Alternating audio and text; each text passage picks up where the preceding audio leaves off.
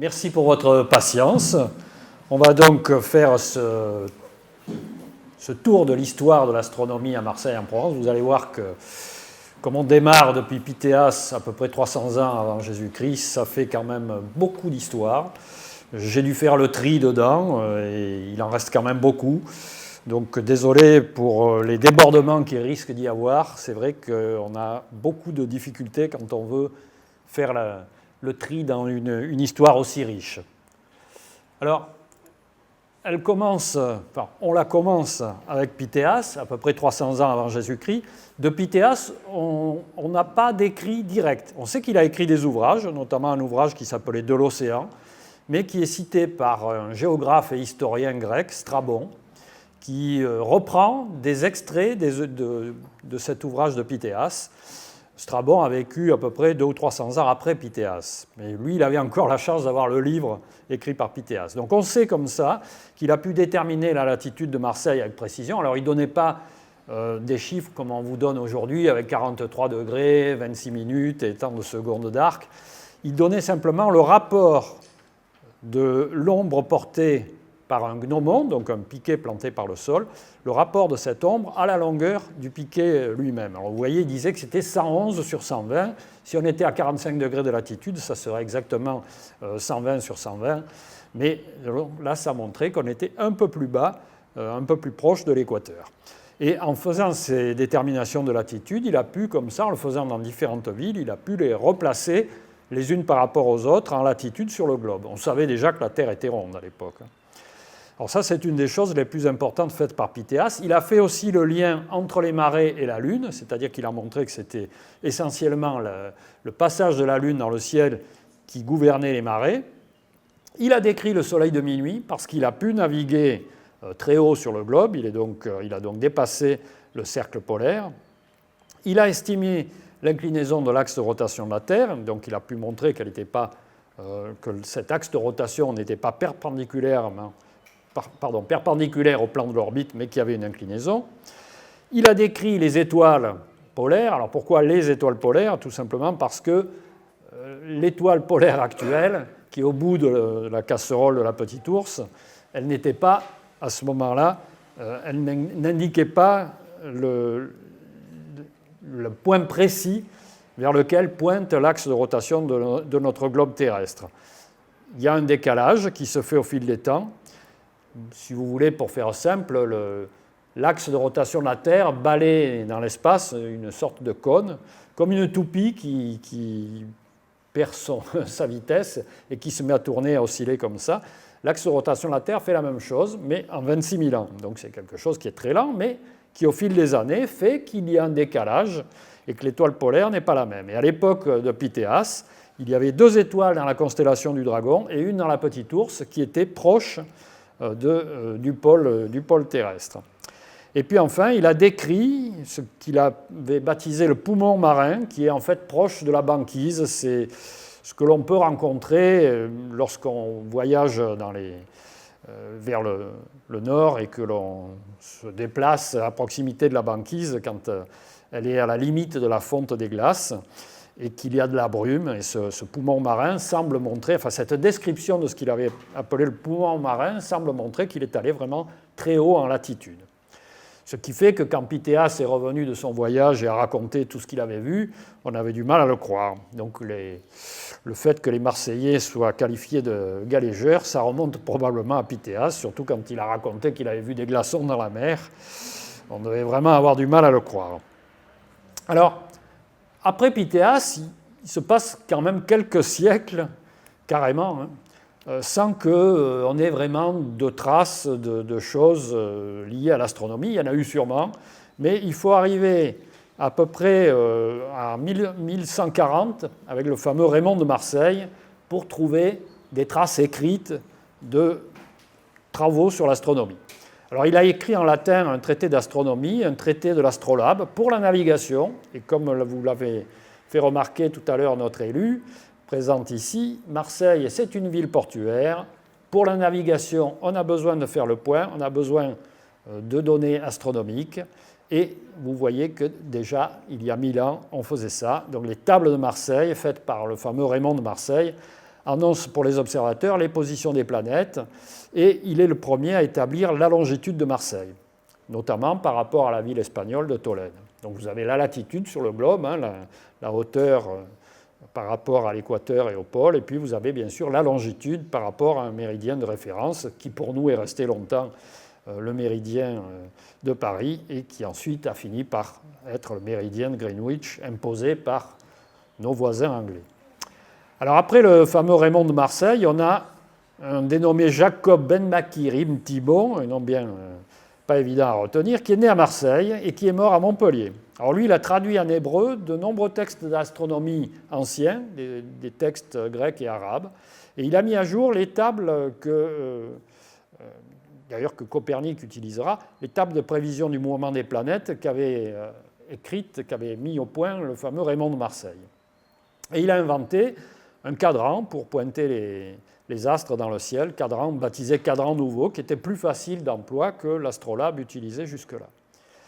Et pour finir cette série d'astronomes au Moyen-Âge, on a Lévi Ben Gerson, appelé aussi Gersonide, qui est né à Bagnols-sur-Cèze. Il a vécu à Orange et à Avignon, donc pas loin d'ici. Et il a inventé l'appareil que vous voyez ici, l'arbalèstrille, qui était une espèce d'instrument destiné à pointer dans le ciel. C'est l'ancêtre du sextant.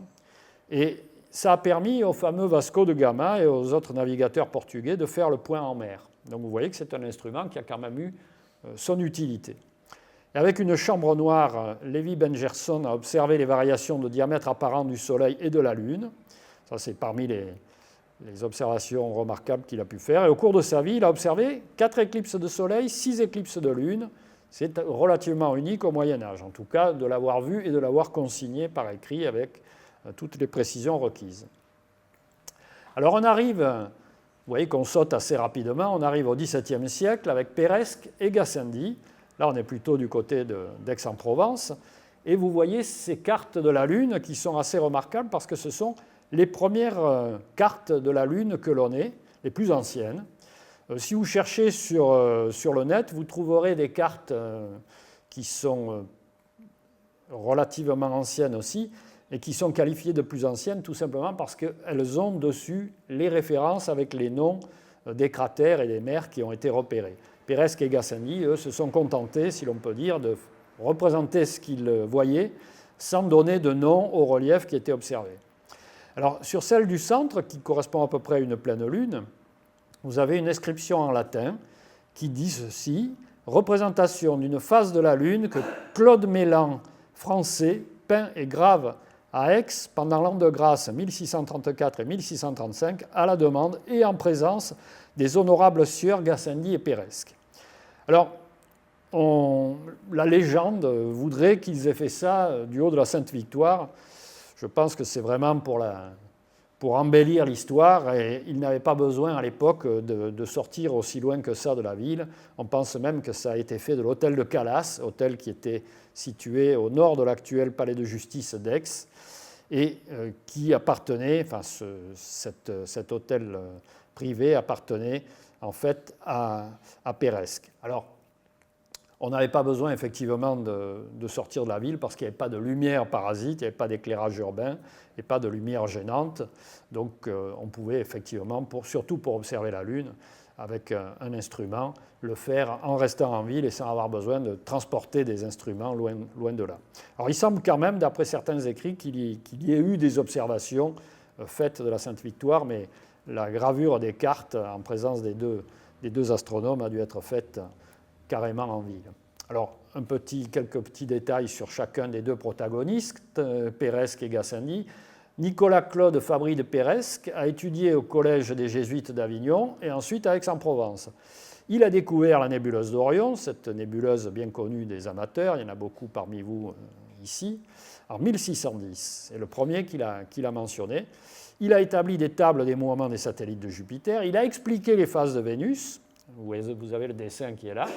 Donc ça supposait déjà que Vénus était en orbite autour du Soleil et que la Terre, d'où on faisait les observations, se situait un peu plus loin.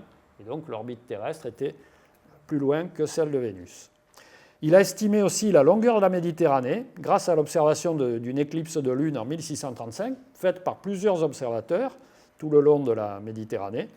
Et il s'est aperçu qu'elle faisait 1000 km de moins que ce qui était attendu, c'est-à-dire que ce qu'on pensait jusque-là. Il a donc rétréci en quelque sorte la Méditerranée. Quant à Gassendi, Pierre Gassin, de son vrai nom, il est né à Champtercier, à côté de Digne. Il a étudié à Aix-en-Provence et il a enseigné à Digne et à Aix. Il était ami de Galilée, ce qui est quand même une référence. Il résout la Voie lactée en étoile avec Péresque. Donc ce sont les premiers à montrer que cette Voie lactée, cette bande de flou que vous voyez notamment l'été qui s'étire du nord au sud, c'est en fait tout un ensemble d'étoiles. Si d'ailleurs vous avez chez vous de simples jumelles, vous les braquez vers la Voie lactée, vous verrez que c'est tout un tas de petits points et que ce n'est pas une bande de flou comme on le voit à l'œil. Il a établi des tables de position de Jupiter en 1620. Il a observé une aurore boréale à Aix en 1621. Alors dernièrement, vous avez dû entendre parler de ces aurores boréales qu'on voyait depuis le nord de la France parce que le Soleil a une activité qui en ce moment est très forte. Il a une activité cyclique de 11 ans. Et là, on approche du maximum qui devrait se situer vers 2025. Et donc, de temps en temps, vous avez des éruptions solaires assez fortes qui font que des flots de particules chargées arrivent sur Terre, sont canalisés vers les pôles par le champ magnétique terrestre. Et là, elles frottent en quelque sorte dans l'atmosphère, elles l'électrisent et elles font briller par fluorescence l'atmosphère terrestre. Et ça fait ces belles draperies dans le ciel avec des couleurs vertes essentiellement liées à l'oxygène à partir de 100 km d'altitude et au-dessus de 200 km, vous avez carrément de la couleur rouge. Et ces aurores boréales qui ont donc été vues et photographiées dernièrement dans le nord de la France, vous voyez qu'elles peuvent descendre, il peut arriver qu'on les voit jusque dans le sud de la France, puisque Gassendi a vu ça à Aix, et c'est lui qui a donné ce nom d'aurore boréale. Donc c'est quelque chose d'assez extraordinaire qui montre qu'en 1621, il y a eu des éruptions solaires très fortes. Il a observé une éclipse de lune à Digne, il a étudié le mouvement apparent de Mars, donc tout ça, vous avez les dates écrites là à l'écran. Il a observé les taches solaires. Alors évidemment, si le Soleil était actif, puisqu'il y a eu des aurores boréales visibles depuis le sud de la France, c'est qu'il y avait aussi beaucoup de taches solaires à observer. Et enfin, il a observé le passage de Mercure devant le Soleil, par projection bien sûr, pour ne pas risquer de se griller la rétine. Ça, c'est les recommandations que l'on donne toujours. Si vous observez le Soleil, il faut toujours le faire par projection ou alors avoir des filtres de qualité. Alors, on arrive au premier observatoire officiel, premier observatoire astronomique. Alors en fait, ce n'était pas vraiment de l'astronomie ou pas uniquement de l'astronomie, c'est l'école d'hydrographie de Marseille. Et à ce moment-là, c'était dans l'arsenal Les Galères qui était sur la rive sud du Vieux-Port. Donc c'est Jean-Mathieu de Chazelles qui le construit en 1685. Il est professeur d'hydrographie. Il a parmi ses élèves le père Laval qui va fonder le premier observatoire astronomique aux Accoules. Et cette école d'hydrographie, elle a été créée par Charles IX à Marseille en 1571. Donc vous voyez que c'est une des plus anciennes. C'est la plus vieille école supérieure de France, en fait, après le Collège de France. Donc le but, c'était là encore lié à la navigation, comme on le disait tout à l'heure, et il fallait effectivement pouvoir apprendre aux navigateurs à faire le point en mer, à se repérer, et ça avait donc un intérêt économique vital. Donc Marseille, la navigation et l'astronomie ont toujours été liés, et ce lien tout naturel, il est parfaitement décrit dans ce texte du comte de Villeneuve, qui était préfet, et Gambard, directeur de l'observatoire, qui ont co-signé ce texte. Donc vous pouvez le lire en même temps que moi. L'importance dont la ville de Marseille a joui dans tous les temps et les expéditions maritimes sur lesquelles ont toujours été assises les bases de sa prospérité ont dû faire fonder de bonne heure dans ses murs des écoles destinées à propager les connaissances nécessaires à l'art nautique. Aussi voyons-nous dès la plus haute antiquité les sciences mathématiques, la géographie et surtout l'astronomie professées avec éclat dans cette ville. Alors, je vous en reparlerai tout à l'heure quand on sera à la fin du XIXe, avec la distribution de l'heure à Marseille, qui était une idée d'Édouard Stéphane, directeur de l'Observatoire, et vous êtes dans le site même d'où se faisait cette mesure de l'heure, qui était ensuite transmise à la ville, on verra comment. Alors, l'Observatoire des Accoules, c'est vraiment le premier grand observatoire astronomique à Marseille. On avait fêté d'ailleurs ses 300 ans en 2002. Donc c'est le père Laval donc un des élèves de Jean-Mathieu de Chazelles de l'école d'hydrographie, et il crée cet observatoire avec l'appui de Gassendi dont on parlait tout à l'heure. Alors, ce qui est intéressant, c'est de voir la gravure de la fin du XVIIIe et puis aujourd'hui, cette photo de la façade qui n'a pratiquement pas changé. Vous avez un étage en plus ici et vous avez les coupoles qui ont disparu. Mais sinon, le bâtiment est quasiment identique. C'est une école primaire actuellement. Et vous avez d'ailleurs une plaque sur la façade, donc de l'autre côté, sur la façade que l'on ne voit pas ici, la façade nord, qui commémore les observations de Jean-Louis Pons, dont je vous parlerai tout à l'heure, qui a découvert un nombre record de comètes depuis cet observatoire, chose qu'on ne pourrait pas faire aujourd'hui à cause de la pollution lumineuse et de l'éclairage public notamment. Alors, l'ordre des Jésuites est supprimé par ordre du roi en 1763, et l'observatoire du collège de Sainte-Croix devient à ce moment-là observatoire royal de la marine, et il deviendra ensuite, après la Révolution, observatoire national et par la suite, sous l'Empire, bien sûr, observatoire impérial, mais c'est toujours des observations astronomiques qui sont faites là. Le fameux Préau des Accoules dont vous avez sûrement entendu parler, il va servir de salle de séance pour l'Académie des sciences, lettres et arts de Marseille pendant quelques années, puisqu'en 1781, le roi ordonne que l'Académie prenne la direction de l'observatoire. Elle était logée, l'Académie, elle avait ses locaux dans la fameuse école d'hydrographie, dans l'arsenal des galères.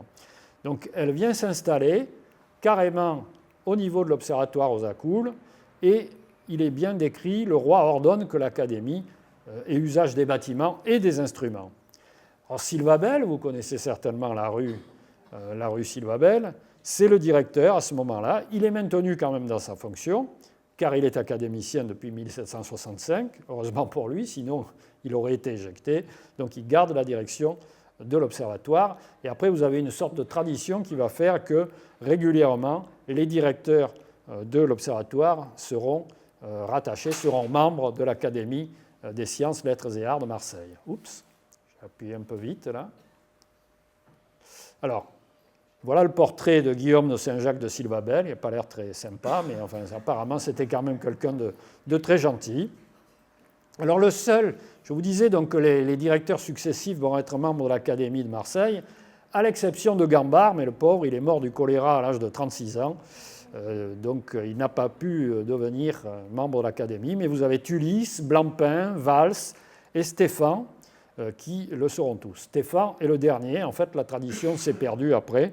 Il n'y a plus d'astronome après Stéphan jusqu'à moi. Donc j'ai cet insigne honneur de renouveler la présence d'astronomes dans l'Académie marseillaise.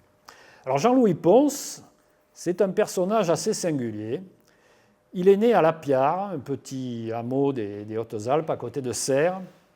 C'est le 10e enfant d'une fratrie de 11. À l'époque, quand vous aviez beaucoup d'enfants à la montagne, il était difficile de tous les nourrir. Et donc, on envoyait les enfants dans les grandes villes, et notamment à Marseille, quand on y avait de la famille ou des amis proches. Et on l'envoie à Marseille donc, pour apprendre à lire et à écrire. Il obtient un poste de concierge à l'Observatoire en 1789, l'année de la Révolution, au moment où à l'âge de 28 ans. Et il s'intéresse à l'astronomie, il regarde ce qui se passe, et il bénéficie de l'enseignement des directeurs successifs. Donc le fameux Sylvabel que l'on a vu s'intéresse à lui, il lui dit « Ah, ça vous plaît ce qui se fait ici ? Ah ben, je peux vous apprendre à polir le verre », il lui montre comment on polit des lentilles, il lui apprend à observer, il lui montre comment on met à l'oculaire, comment on regarde le ciel, et ça va tellement bien marcher que Jean-Louis Pons va découvrir un nombre record de comètes. Il construit sa première lunette en 1801, il en polit lui-même le verre, il fabrique le tube, et il découvre sa première comète à peine quelques jours après avoir fabriqué sa lunette. Il va en découvrir 37 au cours de sa vie. C'est un record qui n'a jamais été battu, qui ne le sera certainement jamais, pour la simple raison que maintenant, d'abord, il y a beaucoup d'astronomes amateurs qui ont envie de trouver des comètes parce que c'est l'occasion de donner son nom à un astre dans le ciel. C'est le seul astre auquel on peut donner son nom. Et il y a en plus des télescopes automatisés qui photographient le ciel toutes les nuits pour essayer de voir ce qui bouge et donc voir apparaître de nouvelles comètes. Donc la découverte, le record de découverte fait par Pons ne sera sans doute pas battu. Donc il en a découvert 23 ici à Marseille, et ensuite 14 en Italie, 7 à l'observatoire de la Marlia à Lucques et 7 à l'observatoire de Florence, où il va terminer sa carrière comme directeur de l'observatoire de Florence. Alors, la lunette que l'on voit ici, qui est conservée dans les sous-sols de l'Hymera, donc juste à côté, hein, c'est les sous-sols de l'observatoire historique ici. Cette lunette n'est pas la première historique de Pons. La première, il l'avait emmenée avec lui à Florence, mais on pense quand même que c'est... On l'appelle lunette de Pons et on pense que c'est quand même de sa conception parce que le cercle de déclinaison que vous voyez ici est gradué de 3 degrés en 3 degrés et on sait que c'était l'astuce qu'il utilisait. Alors, ça rentrait trop dans les détails techniques, mais pour les astronomes amateurs présents ici, il y avait donc un système qui se débloquait facilement et qui permettait de décaler de 3 degrés en 3 degrés. Il y a une petite lame métallique qui entre dans les encoches de bois ici, et il décalait donc de 3 degrés en 3 degrés, et le champ de la lunette était de 4 degrés. Donc il faisait un balayage du ciel dans un sens, dans l'autre, il reprenait en décalant de 3 degrés, et comme ça, il arrivait à balayer tout le ciel, et donc il ne pouvait pas manquer une nouvelle comète s'il y en a une qui apparaissait. Alors, ceci dit, il fallait aussi qu'il ait une très bonne vue et une certaine motivation. Alors, dans les autres instruments qu'il y avait aux Accoules, il y a ce qu'on appelait le grand télescope de Short, avec un miroir en métal poli de 32 cm de diamètre. C'était le plus gros instrument de l'observatoire des Accoules. Et il a été donné par Louis XV en 1755 et a servi pendant plus d'un siècle. Et Valls, qui était un des directeurs, l'a fait repolir vers 1840. Alors il a permis, ce télescope, de découvrir le dédoublement de la comète de Gambart en 1846. Alors pour les astronomes amateurs présents ici, vous savez que les comètes se fragmentent souvent en plusieurs morceaux qui donnent chacun naissance à une comète avec sa queue. Et ce dessin de l'époque, que j'avais reproduit ici, a été fait par Gambart. Et on a découvert aussi avec ce télescope des astéroïdes qui portent les noms de Massalia et Phocéa, bien sûr, en l'honneur de notre ville et de ses noms du passé. Le support de ce miroir est assez original pour l'époque, avec un système d'appui réglable avec 34 vis, vous le voyez peut-être ici. Ces petites vis permettaient donc de conserver la forme optimale de la courbure du miroir. Alors le bilan des observations aux Accoules, sur quand même un siècle et demi, de 1702 à 1861, c'est d'abord la détermination de l'heure pour la navigation, donc cette fonction de base indispensable pour l'économie de la ville, on dira, les relevés météorologiques, les tables des satellites de Saturne, l'observation de comètes, les occultations d'étoiles, c'est-à-dire quand il y a une étoile, par exemple, qui passe derrière la Lune ou derrière une autre planète, et des tables des satellites de Jupiter, qui étaient publiées dans Connaissance des temps. Connaissance des temps, c'était un ouvrage assez remarquable, c'est le plus ancien ouvrage de ce type, qui donnait des tables utiles à l'usage des navigateurs et des astronomes. Alors, c'était édité à Paris, vous le voyez ici à Paris, mais y participait l'ensemble des observatoires astronomiques, et notamment l'Observatoire de Marseille. Donc on a apporté notre contribution à cette revue. Alors maintenant, un petit mot sur le télescope de Foucault, que j'espère vous avez pu voir ici. Sinon, avant de repartir, je vous invite à passer le voir. Ce télescope de Foucault de 80 cm, il a quand même été en son temps le plus grand du monde, avec un miroir en verre argenté. Alors vous aviez des miroirs plus gros ailleurs, mais qui étaient en métal poli, et donc qui n'avaient pas d'abord la qualité de surface, c'est-à-dire que la surface n'était pas aussi bonne, et donc les images ne pouvaient pas être aussi bonnes, et puis le pouvoir réflecteur n'était pas aussi bon. Donc c'était en verre poli, mais avec une argenture, donc un dépôt d'une très fine couche d'argent qui le rendait réfléchissant. Et ce télescope, il a d'abord été fabriqué à l'Observatoire de Paris, enfin fabriqué à Paris, et à l'Observatoire de Paris, Le Verrier, celui qui a découvert Neptune par le calcul, se disait que ça serait quand même bien de pouvoir, pour mieux l'exploiter, l'installer dans le midi de la France. Et c'est à partir des idées, de cette idée de Le Verrier, que le télescope de Foucault a été installé ici. Alors, à un moment donné, il y a eu Montpellier qui était dans la course aussi. Il y a eu aussi l'idée de l'installer au parc Borelli, mais c'était trop près de la mer. C'est ce qu'avait jugé avec bon sens Le Verrier. Et finalement, c'est sur le plateau Longchamp, qui à l'époque, on a du mal à l'imaginer maintenant, était une sorte de petite colline à l'écart de la ville. Donc l'observatoire de Longchamp, il est construit en 1864. À l'époque, c'est en fait la station périphérique de Paris, si vous voulez. Mais heureusement, on va retrouver notre indépendance et un décret de 1873 va rétablir l'autonomie de ce qui était l'Observatoire de Marseille. Mais pendant un moment, on est resté entièrement dépendant de Paris, ce qui évidemment ne plaisait pas aux autorités locales. Et on les comprend. Donc sont transférés à ce moment-là, à partir du moment où le bâtiment est construit. Alors, vous êtes actuellement dans ce bâtiment que l'on appelle la Maison des Astronomes. Et il y avait aussi le bâtiment Méridien, qui malheureusement a disparu, là où se trouve actuellement l'IMERA. Et ce très beau bâtiment, enfin ces deux bâtiments ont été construits par Espérandieu, l'architecte du Palais Longchamp. Donc c'est à la même époque qu'il a fait ça. Donc pendant la période de transition entre les accoules et les observations ici à Longchamp, il n'y a pas eu d'observation, donc pendant à peu près 3-4 ans. Là, vous avez une vue aérienne du plateau Longchamp. Vous voyez très bien le palais et l'observatoire qui est ici, avec le fameux... Alors, le bâtiment où vous êtes, il est juste au bord de l'image. Et vous avez le bâtiment, le pavillon méridien qui est ici. C'est de là que se faisait l'observation du passage des étoiles au méridien qui permettait d'avoir l'heure très précise et de la communiquer aux marins. Édouard Stéphan est le premier directeur de l'Observatoire de Longchamp et il va le diriger pendant assez longtemps, vous voyez, de 1866 à 1907, mais on commence à faire de l'astrophysique, c'est-à-dire l'étude de la physique des astres. C'est-à-dire on ne se contente pas de mesurer la position des étoiles et de déterminer l'heure, on va vraiment faire de l'étude physique des astres. Alors, Stéphan va beaucoup observer avec le télescope de Foucault de 80 cm, et il va notamment observer un groupe de petites nébuleuses que vous voyez ici, qui va être baptisé le quintet de Stéphan. Et il en a découvert au total près de 800 nébuleuses.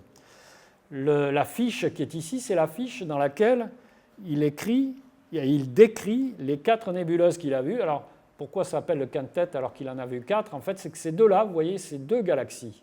On appelait nébuleuses tout ce qui paraissait flou, nébuleux à l'oculaire. Mais dans les nébuleuses, vous aviez de vraies nébuleuses, c'est-à-dire de vrais paquets de gaz que font briller des étoiles dans notre galaxie, mais vous aviez aussi des galaxies extérieures à la nôtre. Et ici, c'est le cas. Et vous avez dans cette partie-là, enfin à cet endroit-là, 2 nébuleuses qui sont en fait 2 galaxies en train d'interagir, qui se tournent l'une autour de l'autre. Donc lui, il a vu 4 nébuleuses, et il les décrit dans la fiche que vous avez en haut à droite. Alors, si vous arrivez à lire, les 4 nébuleuses sont excessivement faibles, il insiste, et il les décrit l'une après l'autre. Et il dit, très difficilement observable, la plus belle est la numéro 1, puis viennent, et il décrit 4 et 3, et il décrit chacune d'elles. Et surtout, ce qu'il y a, c'est que vous voyez, il a noté les coordonnées précises avec ce qu'on appelle l'ascension droite et la déclinaison, qui sont l'équivalent en projection sur le ciel de la latitude et de la longitude sur le globe terrestre. Il a surtout fait une tentative de mesure du diamètre des étoiles par méthode interférentielle. Et ça, c'était une grande première. Le FISO, qui a donné son nom à l'effet Doppler-FISO, c'est l'effet Doppler que vous connaissez bien en acoustique, mais appliqué à l'optique.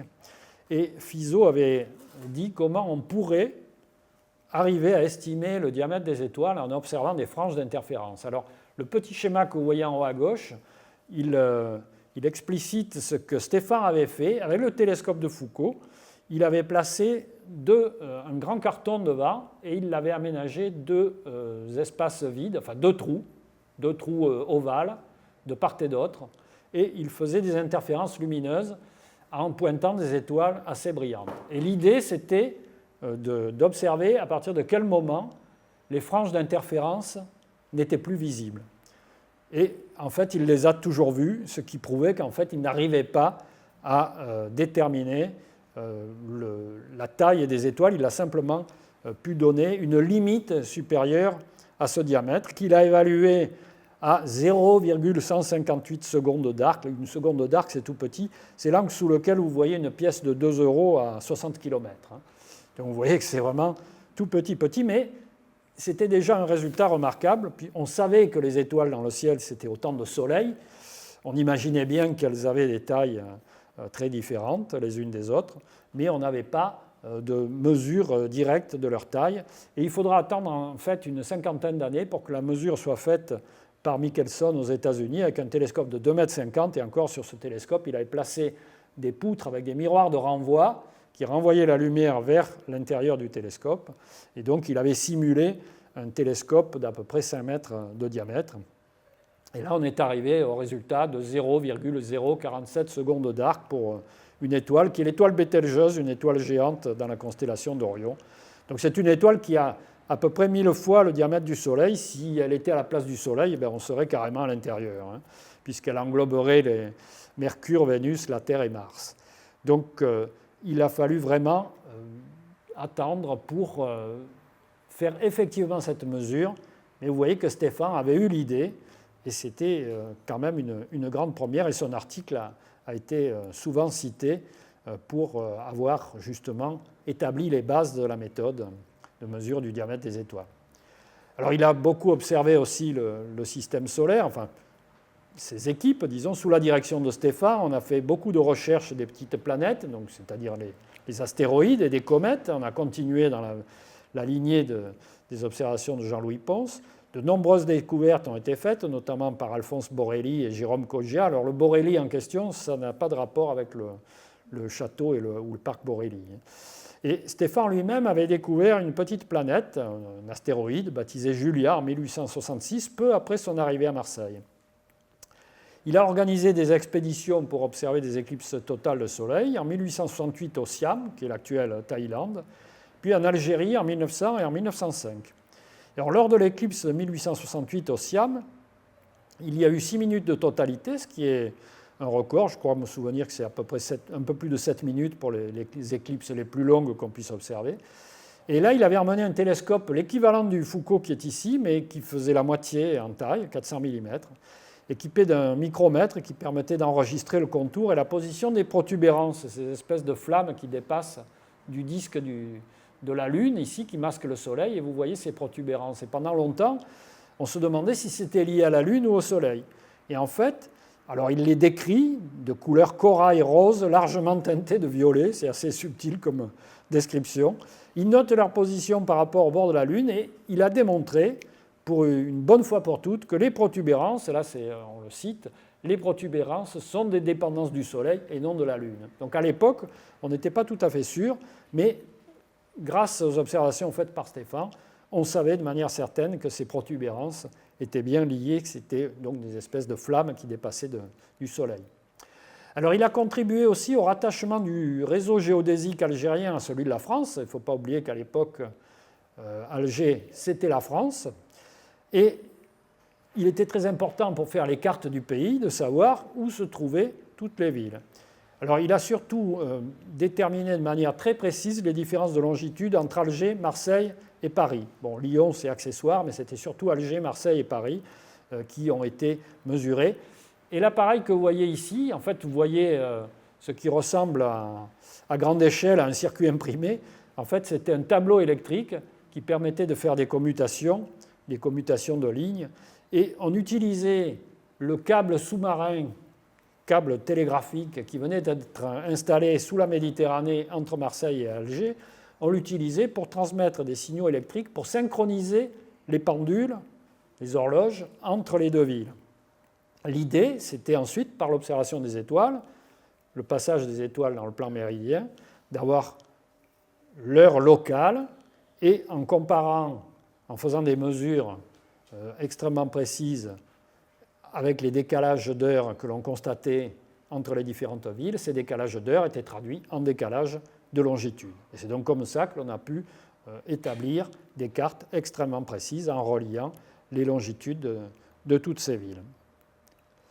Alors Stéphan a mis au point en place un système de distribution de l'heure à Marseille, je l'ai évoqué tout à l'heure brièvement. il va fonctionner de 1890 à 1911. Vous aviez ici une horloge sidérale qui était dans le bâtiment méridien, là où se trouve donc le bâtiment principal de l'IMERA, un peu plus haut sur le plateau, là, juste à côté de nous. Cette horloge sidérale, elle était... Alors sidérale, ça veut dire qu'elle a l'heure sidérale, l'heure liée aux étoiles. Et cette horloge était mise à l'heure donc, par l'observation du passage des étoiles dans le plan méridien, dans le plan local. Donc ça vous donne l'heure locale. Ensuite, on convertissait l'heure locale, donc l'heure marseillaise, si vous voulez, en heure parisienne, puisque c'était pour la France quand même Paris qui donnait l'heure officielle.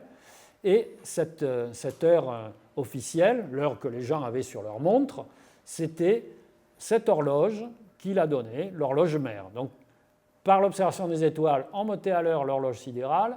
Par le calcul, on traduisait ça en temps légal, si vous voulez, le temps de l'heure de la montre, qui était donné à cette horloge, qui était également ici sur le site à Longchamp. Et elle était reliée par des fils électriques de quelques kilomètres à l'horloge fille qui se trouvait en ville, aux allées Gambetta, là où vous aviez les locaux de la faculté des sciences. Ce n'était pas à Saint-Charles, hein, c'était tout près de... pas très loin de... C'est là où vous avez en fait le cinéma Arplex maintenant. C'était là que se trouvaient les locaux de la faculté des sciences. Et cette horloge, eh bien, elle servait aux marins qui avaient qu'à remonter la Canebière depuis leur bateau, puisque les bateaux à l'époque, ils étaient quand même majoritairement installés dans le Vieux-Port. Les marins venaient avec leur chronomètre de marine, et puis ils mettaient à l'heure leur chronomètre, et ils repartaient, et ils allaient naviguer comme ça, en conservant l'heure du port d'attache. Alors, comment ça marchait ? Très schématiquement, pour faire le point, la latitude, vous l'avez si vous visez l'étoile polaire. Vous allez voir, si vous rapprochez, si vous allez vers le nord, vous allez avoir l'étoile de plus en plus haute dans le ciel. Si vous descendez vers l'équateur, l'étoile polaire va baisser. Donc là, vous avez la latitude. Pour la longitude, c'est plus compliqué, mais rappelez-vous, vous avez donc le chronomètre qui vous donne l'heure du port d'attache. Supposez, après vous avez des tables, bien sûr, les marins quand ils naviguent, ils ont des tables mises au point par les astronomes, et ils ont les heures de lever et coucher du soleil. Si vous allez naviguer vers l'est, eh bien vous verrez le soleil se lever plus tôt que prévu, en supposant que vous restez à la même latitude. Hein, mais ne compliquons pas trop les choses. Vous allez voir donc le soleil se lever plus tôt. Si vous naviguez vers l'ouest, vous le verrez au contraire se lever plus tard. Il faudra attendre un peu plus. Et c'est donc par l'heure que vous avez conservée, qui est sur votre chronomètre de marine, que vous allez pouvoir savoir exactement où vous vous trouvez en longitude. Alors il faut que ce soit très précis, hein, c'est vraiment quelques secondes d'écart, ça vous met quelques milles nautiques, donc quelques kilomètres dans la vue. Donc il faut effectivement... Alors quand vous êtes près des côtes ensuite ça va, mais pour la navigation en pleine mer, il est vraiment indispensable d'avoir l'heure très précise. Donc ce système de distribution de l'heure, il a ensuite été étendu. Au départ, il n'y avait qu'une horloge fille. Ensuite, il y en a eu une autre qui a été installée à la direction des ports à la Joliette, au numéro 1 de la place de la Joliette. Et puis, il y en a eu un peu plus tout le long de ce qu'on appelait la ligne des ports, donc les ports modernes. Et c'était vraiment le souhait de Stéphane. Donc vous voyez que ça avait vraiment une importance capitale. Alors pourquoi on s'est arrêté en 1911 ? Eh bien parce que vous avez eu la TSF, hein, transmission sans fil, la radio, et depuis la Tour Eiffel, il y avait diffusion de signaux horaires qui étaient pilotés par l'Observatoire de Paris, mais qui pouvaient être captés en mer par les bateaux jusqu'à plusieurs milliers de kilomètres. Et donc à partir de ce moment-là, on n'avait plus besoin de déterminer avec précision l'heure pour la transmettre aux gens. Mais vous voyez que c'était quelque chose quand même d'assez important. Alors ces trois horloges, l'horloge sidérale, l'horloge mère et l'horloge fille, vous pouvez les voir, elles sont exposées au musée d'histoire de Marseille, telles qu'elles étaient à l'époque.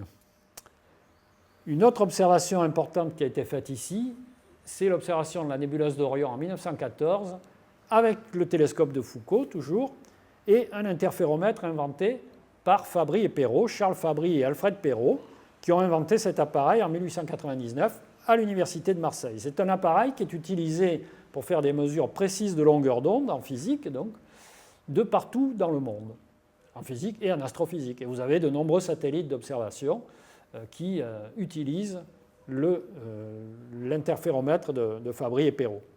Alors, très schématiquement, en quoi ça consiste cet interféromètre ? Là, vous en avez un exemplaire à l'espace muséal Charles Fabry à Saint-Charles, un des exemplaires historiques. Vous avez en fait deux plaques de verre, ce qu'on appelle des lames de verre, qui sont métallisées, semi-réfléchissantes. Et la lumière, lorsqu'elle traverse un interféromètre de Fabry-Perot, elle fait, dans l'intervalle entre les deux lames de verre, elle fait plusieurs allers-retours avant de ressortir et elle interfère avec elle-même. Et quand vous regardez une source de longueur d'onde bien précise, vous allez voir des anneaux d'interférence lumineuse, comme ce que vous voyez là. Et sur le dispositif qui était placé donc, à l'entrée du tube du télescope, vous aviez des anneaux parfaitement circulaires qui étaient émis par une lampe, ce qu'on appelle une lampe spectrale, donc avec une longueur d'onde bien précise, et vous regardiez la nébuleuse d'Orion dans laquelle vous avez du gaz, donc il y a du gaz dans le milieu interstellaire, qui brille parce qu'il est excité par des étoiles très brillantes, qui l'électrisent, qui le font briller par fluorescence, et les anneaux ont une dimension, un diamètre différent de celui de la longueur d'onde qui sert d'étalonnage, qui sert de repère ici. Et c'est à partir de là que vous allez pouvoir déduire, par le biais de l'effet Doppler, la vitesse du gaz. Donc je vous disais tout à l'heure, on a commencé avec Stéphane à faire vraiment de l'astrophysique, donc de l'étude de la physique des astres, et pas uniquement des mesures de position d'étoiles dans le ciel. Donc ça, c'est une des nouveautés qui se sont faites ici à l'Observatoire de Marseille. L'interféromètre de Fabry-Perot, c'est vraiment une spécialité marseillaise et on a continué pendant longtemps, et moi-même j'ai fait l'essentiel de ma carrière en utilisant ce type d'appareil.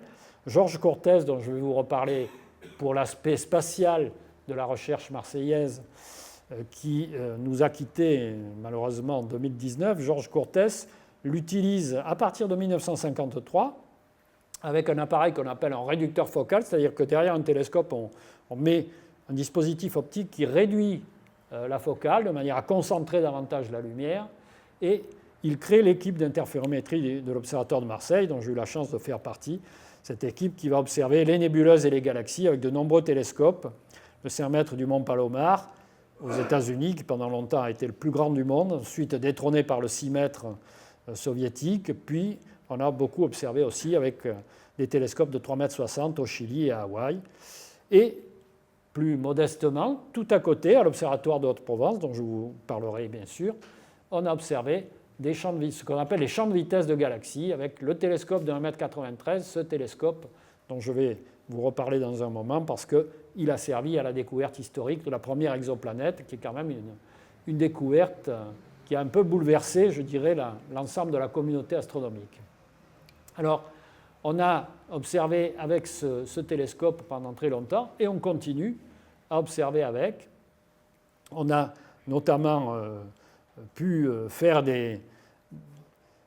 tirer des conclusions intéressantes sur la distribution de ce que l'on appelle la matière noire dans les galaxies. Alors les champs de vitesse que vous voyez ici, vous voyez ces couleurs dégradées, ça correspond au changement de vitesse entre un côté et l'autre de la galaxie. Vous avez 4 galaxies différentes et chaque fois on voit les changements de vitesse qui se produisent dans ces galaxies, tout simplement parce que ces galaxies tournent, et donc le fait que ce soit des disques plus ou moins inclinés et qui tournent sur eux-mêmes, on voit donc des changements de vitesse d'un côté à l'autre.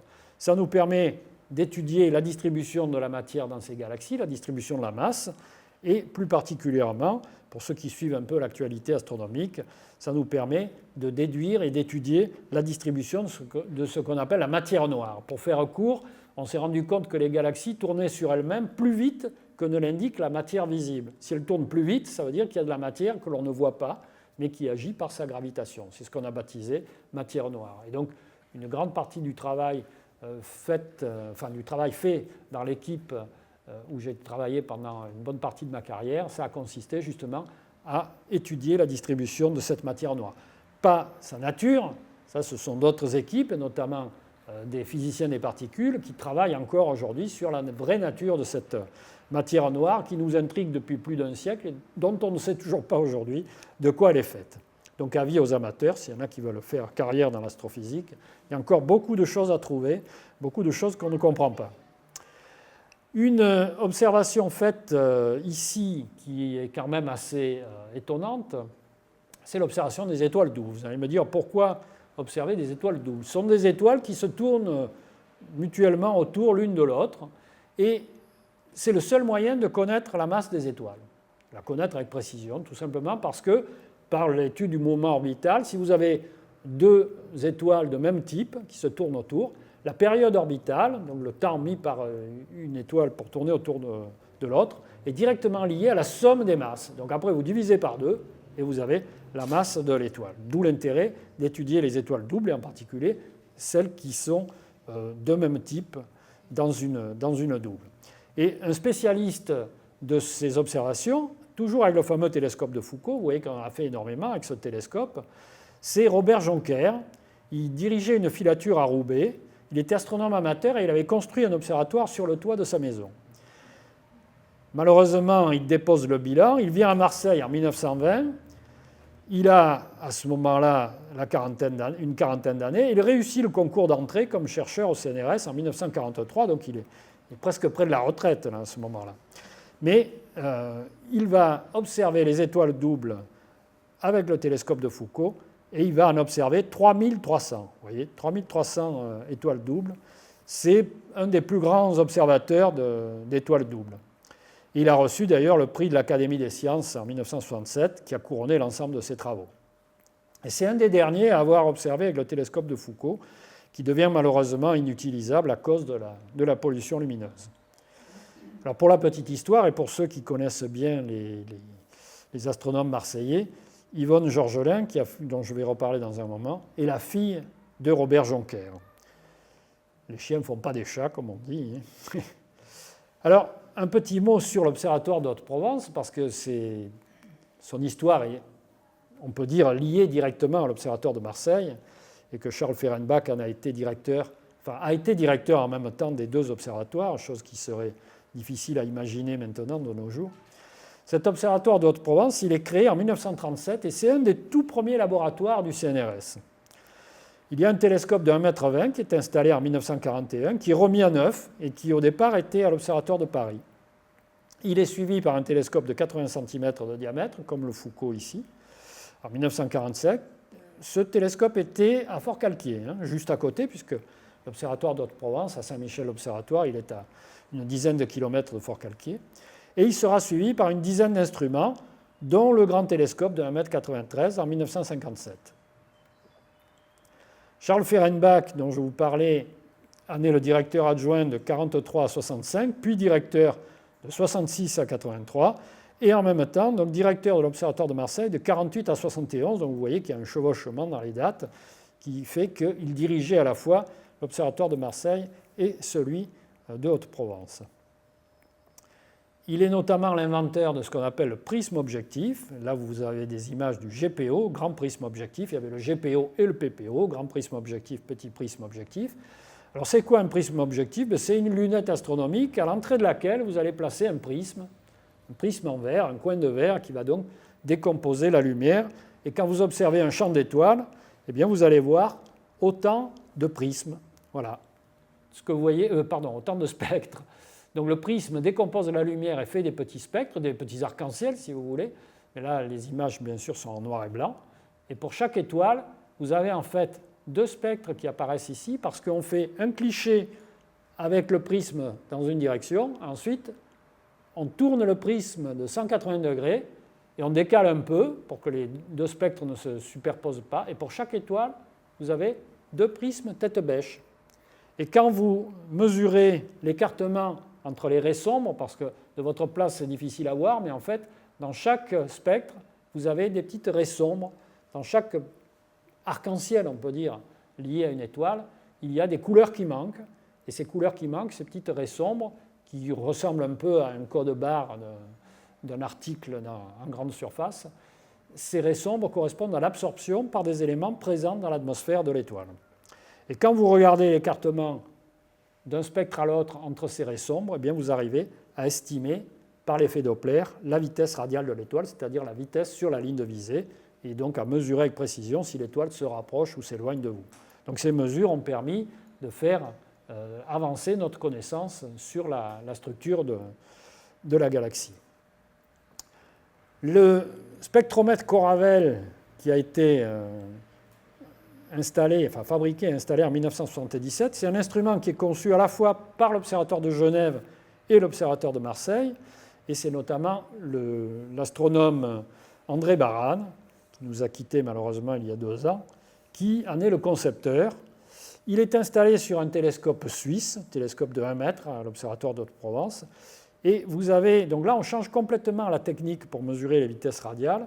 Au lieu de mesurer donc l'écartement des raies d'absorption dans un spectre, on va mettre un masque. Il y a un masque à l'intérieur du spectrographe sur lequel vous avez gravé le spectre d'une étoile, l'étoile Arcturus. Et ce spectre est mis en coïncidence avec le spectre de l'étoile que l'on observe. Alors, il faut qu'elle soit de type spectral, bien sûr, assez proche de celui d'Arcturus. Disons que c'est une étoile assez standard, avec beaucoup de raies d'absorption.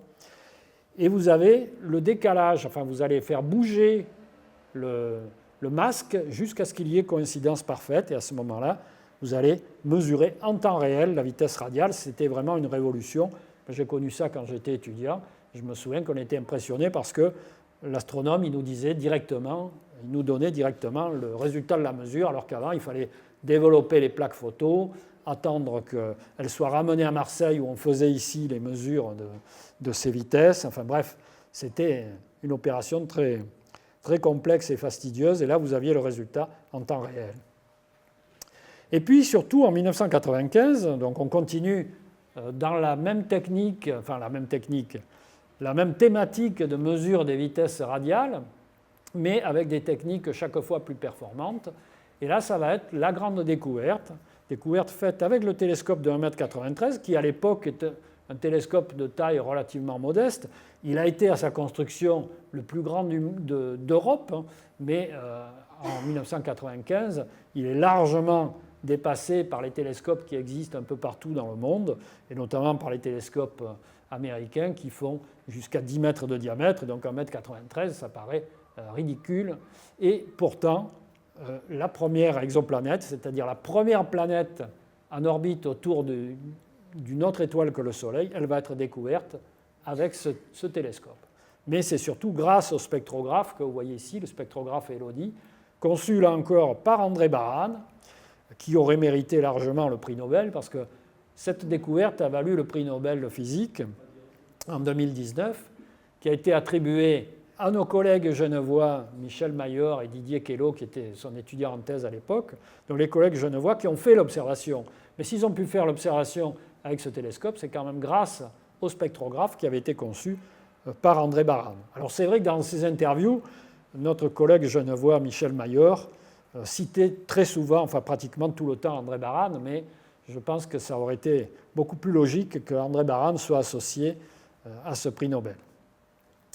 Alors vous voyez en bas en fait la courbe qui montre comment on a découvert cette première exoplanète. On ne l'a pas vue directement sur une photo.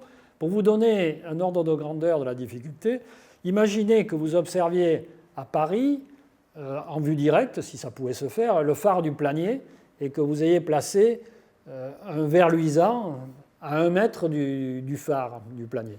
Donc c'est ça la difficulté, c'est d'arriver à photographier le verre luisant alors que vous avez le phare qui est éblouissant juste à côté. Donc la découverte d'exoplanètes par imagerie directe, elle est quasi impossible.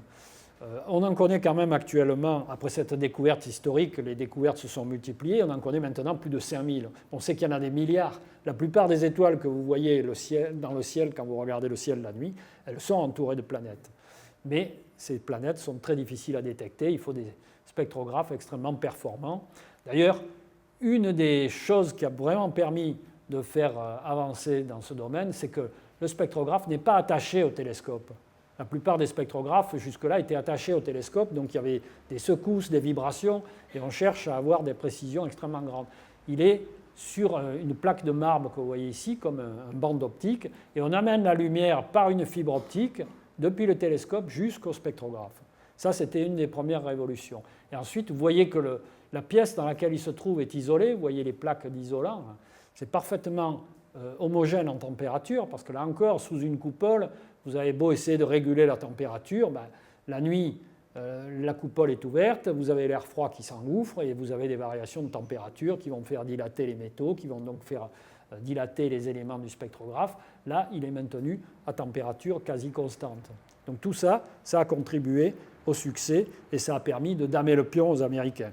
Il y a eu certainement aussi une part de chance, mais toujours est-il que cette découverte historique, elle revient à l'Observatoire de Haute-Provence. Alors, je reviens légèrement en arrière. Il y a eu, on l'a d'ailleurs commémoré il y a peu de temps, les 60 ans de l'ESO, l'Observatoire européen austral. Cet observatoire qui a été créé par la signature de 6 pays en 1954. Alors vous voyez les pays: Allemagne de l'Ouest, Belgique, France, Pays-Bas, Royaume-Uni et Suède. Mais bon, comme souvent, le Royaume-Uni, après, s'est retiré. Ça, c'est les Anglais. Après, quand ils ont vu que ça marchait, ils ont toqué à la porte. Toc, toc, toc, on ne pourrait pas venir dans l'Observatoire européen austral. Ils ont fini par y entrer. Mais le plus rigolo, c'est que l'Australie a été associée à l'Observatoire européen austral avant l'Angleterre. Bon. Enfin, bref. Ce qui est sûr, c'est que le coût des télescopes, le coût des infrastructures fait qu'on peut faire beaucoup plus de choses en se mettant à plusieurs et en réunissant les efforts de plusieurs pays. Donc, en 1955, vous avez eu le début de la prospection de sites. Alors, l'idée, c'était d'aller dans l'hémisphère sud. Alors, pourquoi ? Parce que dans l'hémisphère nord, vous ne voyez qu'une partie du ciel, vous ne voyez pas tout ce qu'il y a de l'autre côté, et notamment les nuages de Magellan, qui sont des galaxies satellites de la nôtre, qui sont des objets très, très intéressants. Et les sites observés ont été en Australie, au Chili et en Afrique du Sud. Alors, c'est là que Marseille entre en scène. La création officielle de l'ESO, donc c'est le 5 octobre 1962, avec les 5 pays signataires que l'on a évoqués. On enlève le Royaume-Uni de la liste. La prospection, elle se fait en promenant du matériel. C'est quasiment de l'astronomie d'amateur, là, hein. Vous voyez le télescope, d'ailleurs. Et Georges Courtès, dont je vous ai parlé tout à l'heure, et dont je vais reparler à propos du volet spatial de l'astronomie marseillaise, Georges Courtès a participé à ces observations de 1955 à 1957 avec un collègue belge, Jean Domanger. Et on crée la première station d'observation européenne dans l'hémisphère sud, à Zikougat, en Afrique du Sud. La station est en plein désert, sur un plateau à 1000 mètres d'altitude. Il y a un petit hameau avec quelques maisons qui est à quelques kilomètres. Et on est à 50 kilomètres de la première ville, qui est Prince Albert. Le grand prisme objectif, c'est le premier instrument de Zikougat. Alors, il est identique à celui que je vous ai montré tout à l'heure, qui était à l'Observatoire de Haute-Provence. Et si vous connaissez bien le site, eh bien, en fait, vous voyez ici, on a monté la coupole ici qui abrite ce grand prisme objectif en Afrique du Sud. On l'a monté sur le parking ici, en haut de là où vous êtes passé tout à l'heure, avant de descendre à la Maison des Astronomes. C'est sur le parking où se trouve le planétarium, d'ailleurs, voilà. Vous aviez même un palmier ici, et l'immeuble qui est derrière, il existe toujours. Hein. Et ce montage de la coupole a permis de vérifier que tout marchait bien. Ensuite, on l'a redémontée, et elle a été emmenée et installée en Afrique du Sud. Alors, les premiers astronomes à Zikougat, donc les premiers astronomes, on pourrait dire européens en Afrique du Sud, c'est Marcel et André Duflot de l'Observatoire de Marseille. Alors, je tiens à souligner, parce que les gens, évidemment, pensent toujours que monsieur a le beau rôle, eh bien, monsieur, c'est un technicien, et l'astronome, c'est Marcel Duflot. Et les Duflot ont passé 1 an à Zikougat, de mai 61 à juin 62, et ils ont vite obtenu des résultats extrêmement intéressants et nouveaux, en mesurant les vitesses des étoiles, les vitesses radiales, hein, du grand nuage de Magellan, ce qui a permis de montrer qu'il était en rotation sur lui-même. Ce grand nuage, qui, je le rappelle, est une petite galaxie satellite de la nôtre, la Voie lactée. Alors, c'est le début d'un catalogue qui se poursuivra au Chili après le transfert du GPO, donc ce grand prisme objectif identique à celui de l'Observatoire de Haute-Provence. Il va être transporté au Chili, où on va continuer à faire ces mesures. Donc, plusieurs équipes de techniciens et d'astronomes marseillais vont se relayer.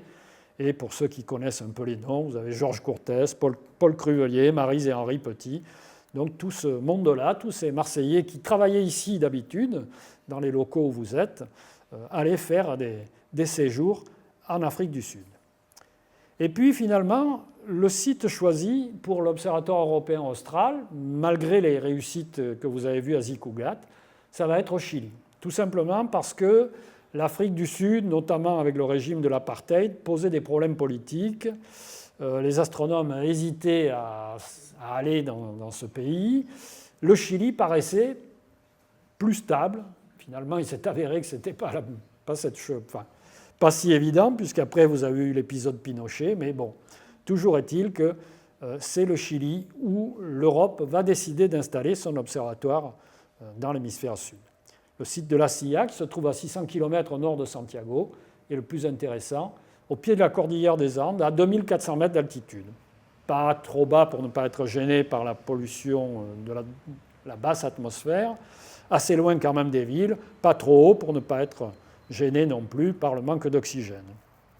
Donc là, vous avez Charles Fehrenbach, qui était à l'époque donc directeur à la fois de l'Observatoire de Haute-Provence et directeur de l'Observatoire de Marseille, qui est photographié sur le site qui était prospecté, vous voyez, à dos de mulet. Là, je crois que c'est le sommet où se trouve actuellement le télescope de 3,60 m à la Silla. Voilà, donc le choix final est fait, l'observatoire est installé au Chili. Alors, on n'est pas les seuls, c'est-à-dire que vous avez, la Silla est ici, c'est le petit point rouge là, vous avez Las Campanas et Tololo et le Cerro Pachón, qui sont deux observatoires américains qui sont installés de part et d'autre. Donc, on n'y va pas au hasard, on sait déjà que l'endroit est intéressant, puisque les Américains ont fait leur prospection de leur côté, ont trouvé que c'était intéressant. Alors, depuis, l'Observatoire européen austral s'est étendu. Vous avez Paranal ici, avec les fameux 4 télescopes de 8 mètres du VLT, le Very Large Telescope. ALMA, qui est écrit en rouge, c'est l'observatoire millimétrique, qui lui est carrément un observatoire international dans lequel vous avez les États-Unis, l'Europe et le Japon qui sont partenaires. Alors voilà une vue aérienne de l'observatoire de la Silla en 1988. Bon, le site n'a pas beaucoup changé. Là, ce sont les maisons, enfin les dortoirs des astronomes. Là, c'est la partie restaurant. Là, c'est la bibliothèque. Et toutes les coupoles sont étalées le long de la montagne. Alors, les premiers observateurs marseillais à la Silla, eh bien, là encore, vous retrouvez donc des collègues de l'Observatoire de Marseille, avec ici Yvonne Georgelin, qui a fait une découverte historique, elle aussi, en 1976. Et elle y va avec son mari. Ils sont les premiers à observer régulièrement là-bas. Ils y sont dès l'inauguration officielle, en 1969. C'était Eduardo Frei, le président de l'époque. Et ils vont observer sur plusieurs télescopes, avec le grand prisme objectif, celui qui a été transporté depuis l'Afrique du Sud. Ils vont observer les vitesses radiales d'étoiles. Ils observent aussi avec un télescope de 1,52 m qui est jumeau d'un télescope qui existe toujours en fonction à l'Observatoire de Haute-Provence, équipé d'un spectrographe baptisé Chilicas. Et ils observent aussi avec une toute petite lunette. Alors ça peut paraître étrange d'observer avec une lunette d'amateur de 10 cm, mais en fait ça permet d'avoir un grand champ et d'avoir une vision plus globale du ciel. Certains collègues, comme Éric Maurice par exemple, vont même séjourner plusieurs années à l'Observatoire de la Silla. Alors, la découverte historique faite par Yvonne Georgelin, la voici, c'est la structure spirale à 4 bras de notre galaxie. Donc le Soleil, c'est une étoile parmi des milliards d'autres qui sont dans notre galaxie. Notre galaxie, vous la connaissez tous, c'est la Voie lactée. En fait, c'est notre galaxie vue par la tranche. Quand vous regardez notamment l'été, cette bande laiteuse que vous voyez qui s'étale du nord au sud, c'est le disque de notre galaxie que vous voyez par la tranche. Alors, en faire la carte, c'est très compliqué. Vous allez me dire, naïvement, on envoie une sonde qui sort du plan de la galaxie, qui prend la photo d'en haut. Le problème, c'est qu'il faudrait des milliers d'années, même avec les sondes les plus rapides, pour qu'elles sortent suffisamment du plan de la galaxie pour en faire la cartographie, enfin la photographie. Donc la seule solution que l'on a, c'est de regarder, on regarde par la tranche et on essaie d'estimer les distances jusqu'aux étoiles les plus brillantes, parce qu'on sait que ce sont les étoiles les plus brillantes qui dessinent les bras spiraux de la Voie lactée. Et c'est ce que va faire Yvonne Georgelin dans sa thèse. On sait par ailleurs, en observant d'autres galaxies, que la spirale qui est décrite par les bras spiraux d'une galaxie, c'est une spirale logarithmique. Une spirale logarithmique, vous la retrouvez, bien sûr, dans les ouvrages mathématiques, mais vous la retrouvez dans le nautile, qui est un coquillage marin. La coquille de cet escargot marin, elle est entourée, elle est enroulée en suivant une spirale logarithmique. La propriété de la spirale logarithmique, c'est que la tangente au bras ici, l'arc qui est tangent, si vous tracez une tangente à ce bras, elle fait toujours le même angle tout le long. C'est ça la propriété. Mais cet angle varie d'une galaxie à l'autre, c'est-à-dire que vous avez des galaxies dont la spirale est plus enroulée que d'autres. Bref, toujours est-il que Yvonne Georgelin, après avoir cartographié par rapport à la position du Soleil la plupart des étoiles brillantes, elle a essayé de faire passer une spirale logarithmique. Et elle s'est aperçue qu'elle n'arrivait pas à faire passer une spirale correctement avec seulement 2 bras spiraux. D'où l'idée de 4 bras. Elle a tenté le coup. Il y a des galaxies, notre galaxie n'est pas unique à cet égard, mais la plupart ont 2 bras et certaines en ont 4. Donc disons qu'en fait vous avez 2 bras principaux et 2 bras accessoires, mais qui sont quand même bien marqués. Et elle a réussi à trouver un tracé qui convenait très bien et qui depuis a été repris de manière universelle dans tous les ouvrages de base d'astronomie. Donc le schéma qui est là, c'est sa thèse de 1975. Ici, vous avez le grand atlas universaliste de l'astronomie, qu'il a repris de manière colorée, plus plaisante, disons, plus plaisante pour le lecteur, en 1983. Mais si vous ouvrez le dictionnaire Larousse, le Larousse illustré, eh bien, au mot galaxie, vous allez trouver la spirale logarithmique d'Yvonne Georgelin. Et alors, le plus fort, et ça, quand je lui en ai parlé, elle n'était pas au courant. Elle savait que ce schéma se retrouvait dans beaucoup d'ouvrages, y compris des ouvrages d'astronomie grand public. J'ai trouvé dans un ouvrage québécois de Séguin et Villeneuve, ouvrage de 1995, exactement le même schéma, vous le voyez, c'est tout à fait la même chose, mais eux citent comme source un ouvrage américain de 1989. C'est-à-dire que vous avez des Américains qui ont repris le schéma de la thèse d'Yvonne Georgelin, et ensuite les Québécois qui ont repris dans l'ouvrage américain. Donc ça a fait tache d'huile, ça s'est multiplié, ça s'est répandu, on le trouve de partout. Mais ce schéma, il vient de Marseille et il a été découvert en 1975. Alors les noms aussi, Yvonne Georgelin a donné des noms à ces bras. Vous avez par exemple le bras du Sagittaire, le bras Sagittaire Carène exactement, le bras de la Règle, Norma, qui est une constellation. En fait, elle a donné les noms des constellations en direction desquelles, quand vous regardez le ciel, vous voyez le mieux ces bras spiraux. Et ces appellations ont été reprises par la plupart des auteurs. Donc ce schéma a été largement confirmé depuis.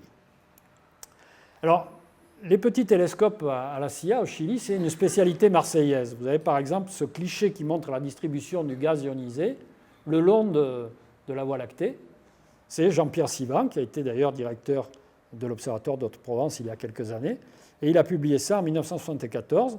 Il a fait ça en prenant des clichés dans l'hémisphère sud et à l'Observatoire de Haute-Provence pour avoir l'ensemble de notre Voie lactée du nord au sud. Et il l'a fait avec 2 instruments quasi identiques de petit diamètre, 10 mm. Oui, vous lisez bien, il n'y a pas d'erreur, hein, ce n'est pas 10 cm, c'est bien 10 mm. C'est l'intérêt d'avoir un tout petit télescope, on peut dire, c'est d'avoir un grand champ de vue. Et en l'occurrence, 60 degrés. Et ça lui a permis d'avoir un rapport d'ouverture très lumineux dans les 2 cas, et notamment de découvrir carrément une douzaine de régions d'émissions de gaz ionisé. Là, c'est en négatif ce cliché, mais vous voyez très bien toutes ces zones de gaz ionisé. Et au total, il en a découvert une douzaine de nouvelles. Donc, avis aux amateurs, dans tous les sens du terme, vous voyez qu'avec des instruments d'amateurs, avec un peu d'astuce, on peut arriver à faire vraiment des observations intéressantes. On a aussi installé un télescope, alors là, je dirais un peu plus conventionnel et plus proche des télescopes auxquels les amateurs sont habitués, un télescope de 36 cm à la CIA. Pour ceux qui la connaissent, vous reconnaissez Delphine Russell, qui est ici. Au moment où elle faisait sa thèse, elle faisait le plein d'azote liquide pour refroidir la caméra à comptage de photons qui est placée en dessous. Et donc on a continué, là encore, avec les techniques marseillaises, entre guillemets, technique du réducteur focal inventé par Cortès, le fameux interféromètre de Fabry-Perot inventé par Fabry et Perot, et on a fait des mesures qui ont permis de poursuivre le travail d'Yvonne Georgelin dans sa thèse. Et ça a été l'objet de la thèse de Delphine Russell, qui a poursuivi ce fameux tracé des bras spiraux de la galaxie à 4 bras, mais en l'étendant sur un tour complet au lieu d'un demi-tour comme on le faisait jusque-là.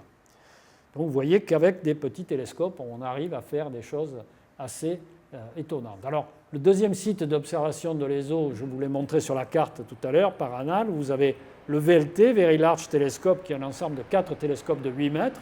Voilà, c'est une autre échelle. Donc ces 4 télescopes sont installés à environ 500 km au nord du site de la CIA. Et vous avez sur ce télescope un instrument qui s'appelle SPHERE, enfin sur un des 4 télescopes, c'est un instrument qui a été réalisé par un consortium international, piloté par l'IPAG de Grenoble avec une contribution importante du LAM. Et cet instrument, il a vraiment pour but de chercher des exoplanètes. Vous voyez que c'est une véritable usine.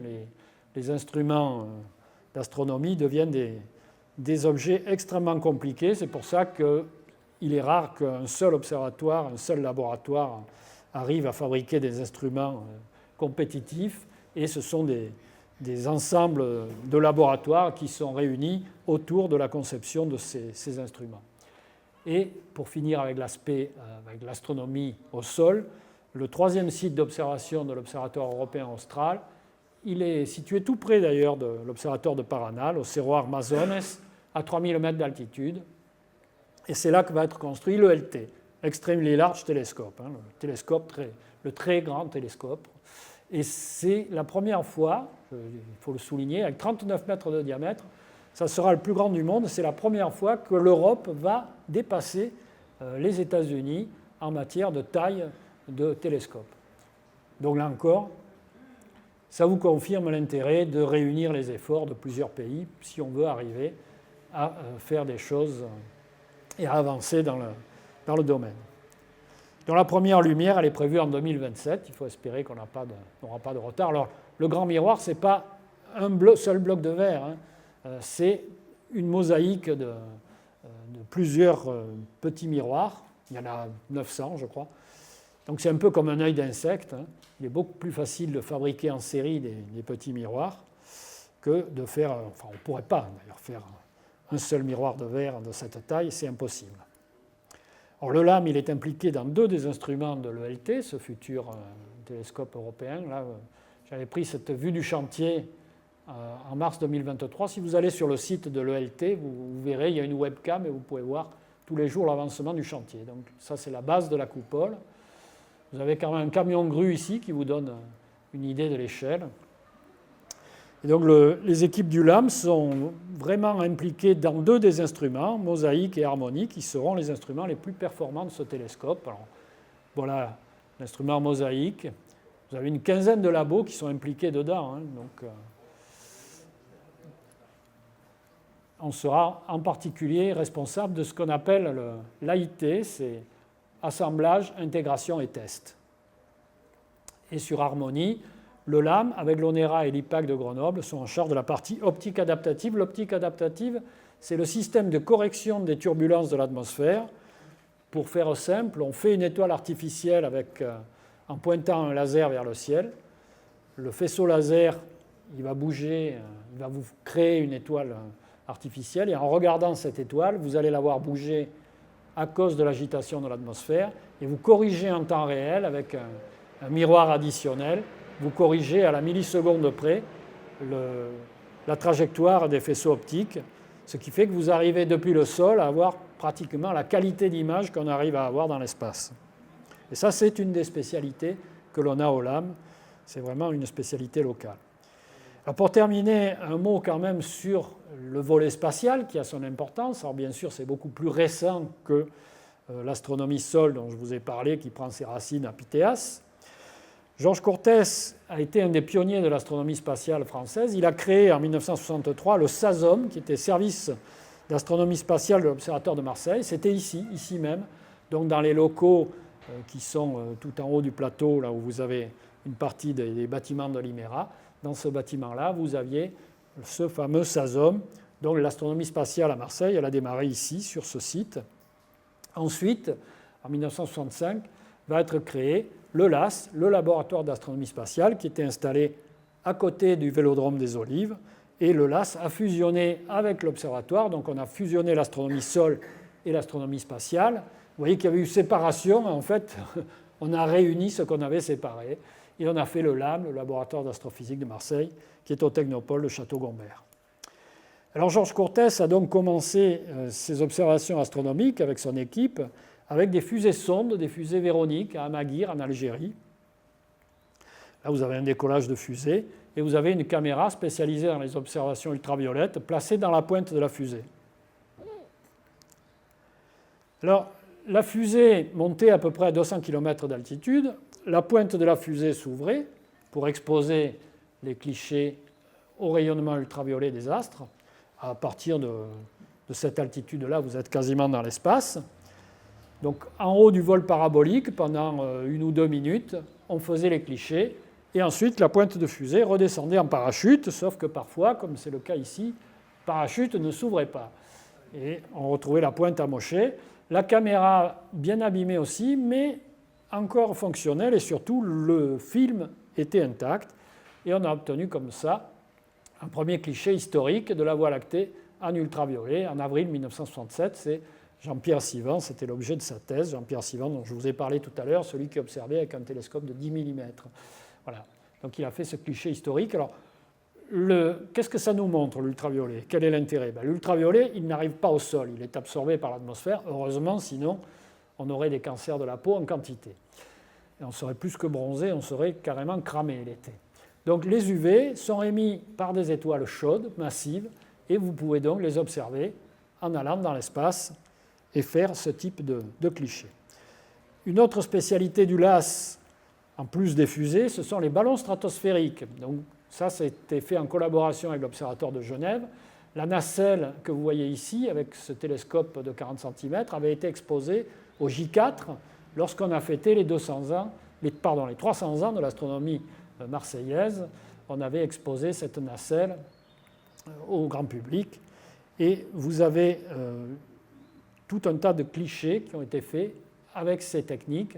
Alors, les ballons stratosphériques vont moins haut que les pointes de fusée que l'on a vues, ça monte à une vingtaine de kilomètres, mais ça suffit pour être dans des conditions bien supérieures à ce que l'on rencontre quand on est au sol. Le LAS a participé à la réalisation de D2B, le premier satellite astronomique français, qui a été lancé de Kourou, en Guyane. Donc on a arrêté les départs, enfin les lancements en Algérie, et les lancements se sont faits ensuite à Kourou, là où on continue bien sûr avec les lancements d'Ariane. Donc là, c'était une fusée Diamant à l'époque, et le satellite D2B a mesuré lui aussi le rayonnement UV émis par le Soleil et par des sources diffuses comme le milieu interplanétaire. Et le LAS a construit 3 des instruments qui étaient embarqués sur ce satellite, EAS, ELZ et ERC. Donc un qui s'appelait expérience antisolaire, qui regardait la lumière à l'opposé du Soleil, un autre sur ce qu'on appelle la lumière zodiacale, qui est la lumière diffuse émise par toutes les poussières qui sont dans le plan de l'orbite du système solaire. Et enfin, l'expérience ERC, expérience repérage de champs. Ensuite, le LAS a fabriqué le spectrophotomètre S183. C'était la seule expérience qui n'était pas américaine embarquée sur Skylab en 1973. Skylab, le voilà. C'était la première station orbitale américaine et c'était le dernier étage des fusées Saturne V qui avait servi à la conquête de la Lune.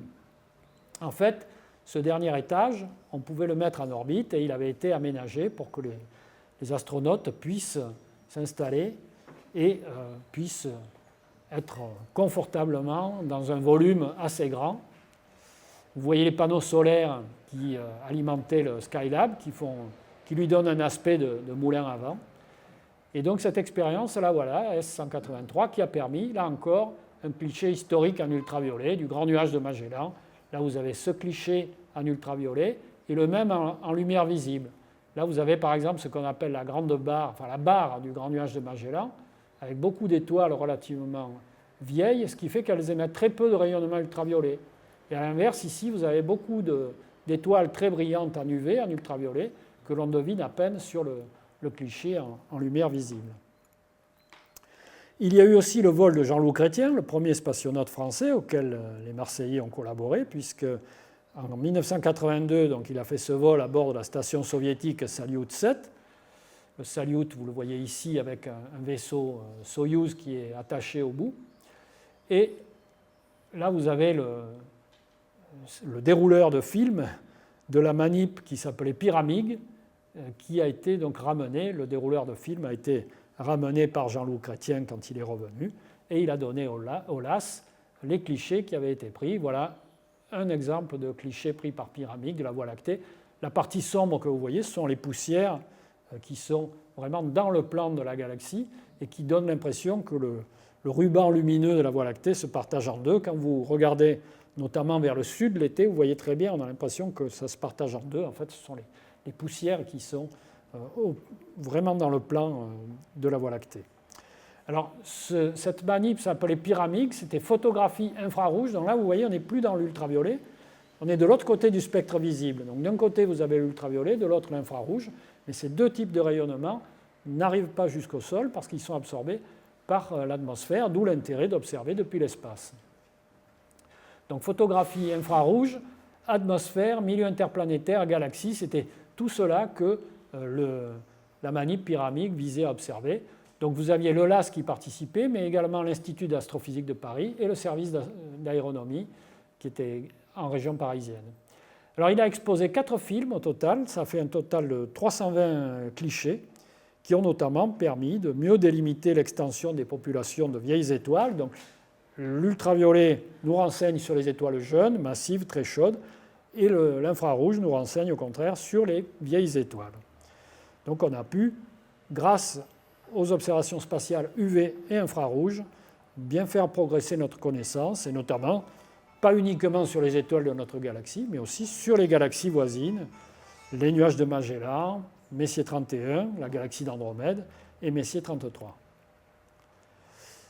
Je dirais le plus prestigieux des instruments conçus au LAS, c'est la VWFC, la Very Wide Field Camera, caméra à très grand champ, qui a volé à 2 reprises à bord de la navette spatiale. Alors, la caméra, vous la voyez ici, et elle était installée dans la soute de la navette spatiale où se trouvait le Space Lab, laboratoire spatial. Space Lab, c'était un labo européen qui était installé dans la soute de la navette. Et parmi les clichés intéressants, vous avez celui-ci, vous avez la flèche qui clignote en rouge, qui vous montre, au-dessus du petit nuage de Magellan, une petite extension. Vous avez le petit nuage et là le grand nuage. Donc là, en rayonnement ultraviolet, vous voyez cette petite extension qui montre qu'il y a du rayonnement ultraviolet assez intense qui s'étend au-dessus du petit nuage de Magellan. Alors la caméra a volé une deuxième fois. Malheureusement, ce vol n'a pas permis d'obtenir de clichés. Les astronautes, on les voit ici, là, qui placent la caméra au niveau d'un sas, ils ont coincé dans les tiroirs, enfin dans les guides, les rails de guide d'une sorte de tiroir qui permettait d'enclencher la caméra et de la faire dépasser du Space Lab. Et ils l'ont coincée, elle avait juste un petit bout qui dépassait, donc on a des clichés extrêmement partiels. On n'a donc pas pu aller plus loin. Le satellite Galex de la NASA, c'est un satellite sur lequel le LAS a collaboré en fournissant un GRISM. Le GRISM, c'est un mélange, pour ceux qui connaissent le mot anglais de réseau, c'est grating et prisme. Donc c'est un réseau sur lequel vous avez, un réseau gravé sur la face d'un prisme. Et donc ça permet de faire de la spectroscopie. En l'occurrence, il s'agissait de faire la spectroscopie dans le domaine ultraviolet. Et là, c'était une des spécialités du LAS qui a donc fourni cet instrument à la NASA. Et donc, en échange, ça nous a donné accès à la plupart des données de Galex, de ce satellite d'observation des galaxies. Un autre satellite sur lequel on a bien collaboré, c'est le satellite COROT. Mais là, on est intervenu surtout au niveau de l'interprétation des données. Ce satellite qui observait à la fois les vibrations des étoiles, ce qu'on appelle l'astérosismologie, pour en déduire les modes vibratoires, et en même temps qui mesurait avec précision le flux lumineux des étoiles pour voir lorsque une planète passait devant l'étoile, voir diminuer le flux lumineux, ce qui permet de voir le passage et donc de dire qu'une planète est passée devant l'étoile, à condition bien sûr que ça se reproduise périodiquement, parce que si c'est un coup par hasard, vous ne pouvez rien conclure. Si par exemple des extraterrestres regardent notre Soleil de l'extérieur, tous les ans, ils verront qu'il y a une petite diminution de lumière lorsque la Terre passe devant le Soleil, et c'est tous les 365 jours. Mais bon, c'est à peine 1 pour 1000. Par contre, quand Jupiter passe devant, c'est plus notable, c'est à peu près 1/100 de la luminosité, c'est plus facile à repérer. Mais par contre, c'est tous les 15 ans que ça se produit et pas tous les ans. Voilà la détection d'un transit. Je crois que si je... Voilà, vous allez voir passer la planète, elle passe devant l'étoile, et la courbe lumineuse qui est ici, vous traduit le phénomène que vous avez vu, c'est-à-dire que la luminosité de l'étoile, d'un coup, baisse au moment où la planète passe devant. Donc vous ne voyez pas sur l'image, mais en mesurant simplement le flux lumineux, vous voyez qu'il y a une diminution qui fait que quelque chose est passé devant. Mais il faut être prudent parce que ça peut être des taches sur l'étoile en question, ça peut être un passage fortuit d'un astéroïde ou quelque chose comme ça. Donc il faut vraiment être sûr que le phénomène se reproduit de manière régulière. Donc on a par exemple contribué à cette mission en fabriquant un simulateur d'étoiles qui a permis de tester la stabilité de la focalisation du télescope de Kourou. Une mission dont vous avez probablement entendu parler parce qu'elle est plus récente, c'est la mission Rosetta de l'ESA, qui a été de l'Agence spatiale européenne, lancée en 2004 par Ariane 5, et qui a permis de photographier sous toutes les coutures la comète Churyumov-Gerasimenko. Et voilà la caméra à laquelle on a contribué, qui a été conçue et testée au LAS à Marseille, dans une petite chambre à vide pour simuler les situations, les conditions du vide spatial, dans le vide et dans le froid. Et depuis qu'on est installé à Château-Gombert, on a une chambre à vide beaucoup plus grande. Si vous voulez, pour schématiser, avant on pouvait mettre des morceaux de satellites, maintenant on peut quasiment mettre un satellite entier dans la cuve pour le tester. On a collaboré aussi au satellite Herschel. Là encore, ce sont des observations infrarouges et pas des observations UV. Donc, ce sont vraiment les deux domaines clés du spatial, l'UV et l'infrarouge. Ce satellite a été lancé en 2009 par Ariane 5 et il a observé le ciel jusqu'en 2013.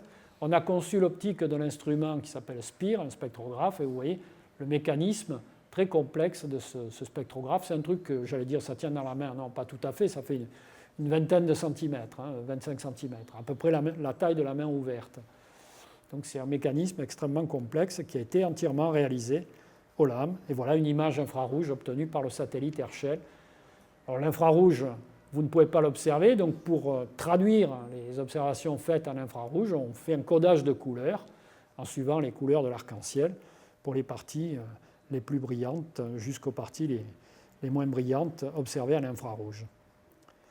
Et ça, c'est le futur, c'est le télescope spatial Euclide qui est en cours de test, qui sera lancé par Ariane 6 en principe en juillet 2023, mais bon, vu les retards du programme, je ne sais pas trop comment ça va se passer. J'avoue que je ne sais pas où on en est exactement. Toujours est-il qu'on a eu de la chance parce que le spectrographe NISP, donc qui doit permettre d'observer en infrarouge, il a été testé au LAM et emballé juste avant le Covid. Ouf, miracle.